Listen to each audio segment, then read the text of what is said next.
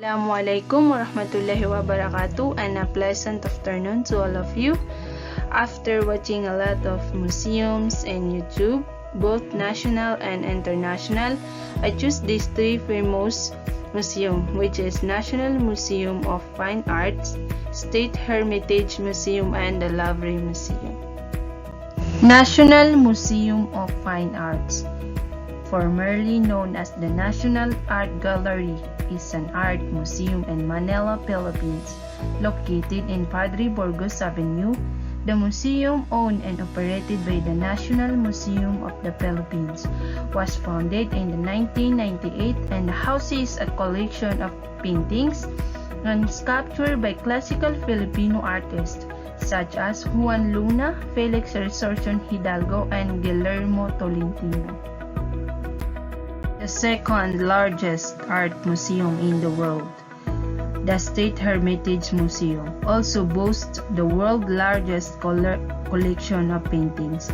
The Epic Museum is complex, made up of 6 buildings, include the Winter Palace, which was previously the residence of Russian Emperor. Although its collection comprises over 3 million items, spanning from the Stone Age to the early 20th century, only the small portion of the art is on permanent display. Work by Robin, Titians, Da Vinci, Picasso, Cézanne, and Goya are all represented in the museum. The third one is the Louvre Museum. Though we just said this list was not ranked, it's hard not to mention the Louvre and Paris first. No matter what criteria we're judging by, it is the most foot traffic. In 2018, the museum hosted 10.2 million visitors. It physically the largest, spanning an area of 782,910 square feet. It holds about 380,000 works of art, some of which are absolutely history, most iconic from Jean Auguste Dominique Ingres and Eugene Delacroix and Leonardo da Vinci.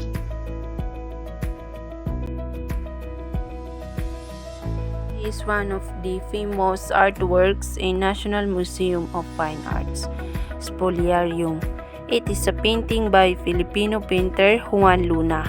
This picture recreates a despoiling scene in a Roman circus where dead gladiators are stripped of weapons and garments, together with the other works of the Spanish Academy.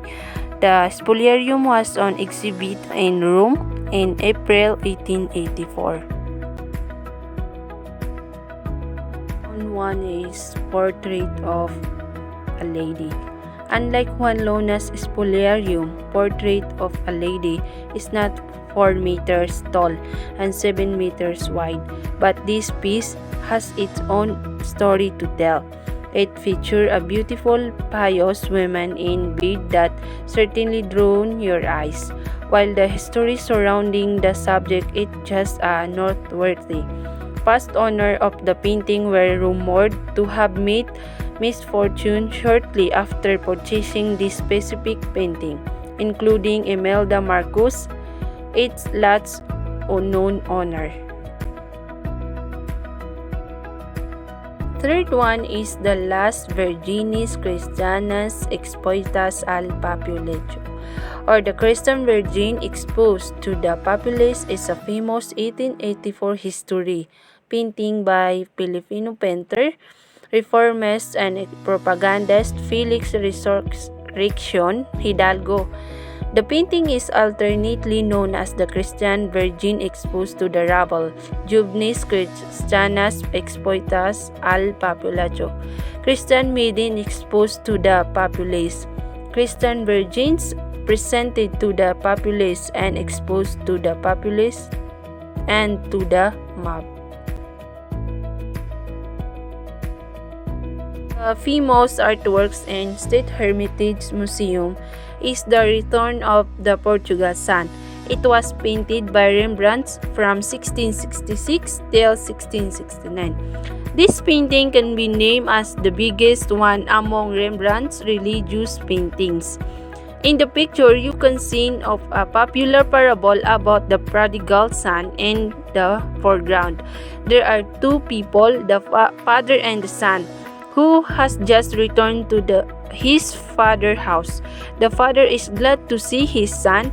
Nobody knows who other four are. Some guess not all of them are brother and sisters too. One assumption tells that two people on the right, the same characters before the son escaped.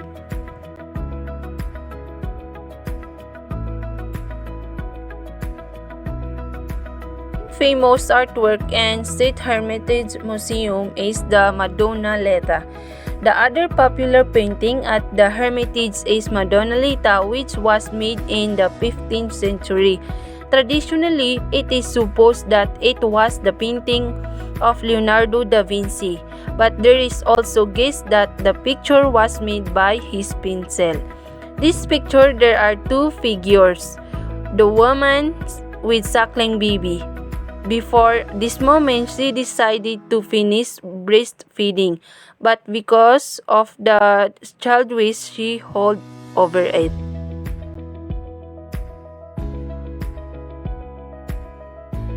The third famous artwork in State Hermitage Museum is the Peacock Clock.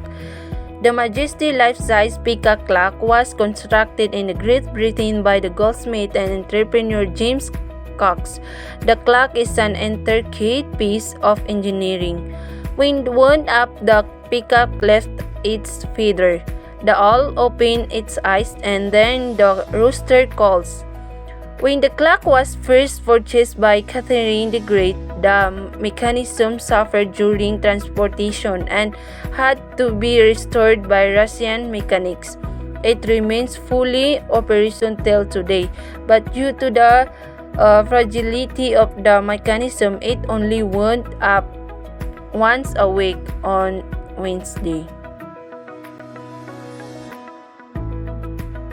And also, the famous artwork in Louvre Museum is the Mona Lisa. The portrait, assumed to be the wife of Francisco del Gioconda, is considered to be the most famous painting in the world. The theme of this canvas by Leonardo da Vinci in the 19th century and the mystery surrounding its origin never failed to draw the crowds.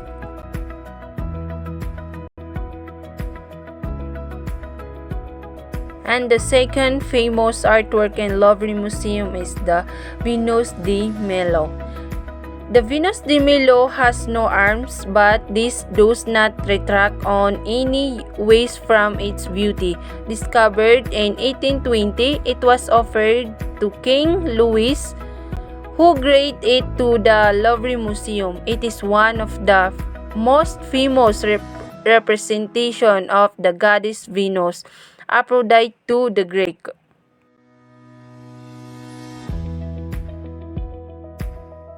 Last but not the least, the famous artwork in Louvre Museum, the Raft of Medusa. Painting 1989 by French Romantic artist Theodore Géricault, depicting the survivors of a shipwreck adrift and starving on raft. Géricault astonished viewer by painting in harrowing detail not an antique and noble subject but a recent gruesome incident. Virtual museum tour emitted good to the people that can access more information, independence, and immersion in art through virtualization. Even though we face COVID-19 pandemic, all of people can explore and participate with exhibition at their own pace, which makes them more responsive to learning. This is not only a therapeutic way to attract, educate, and entertain the kids, but it is also give older and mature art fans more information, insight, and freedom. The art paintings show and the videos reminiscence the past and it remind us the life of our ancestor. The painting has thousand meaning behind it.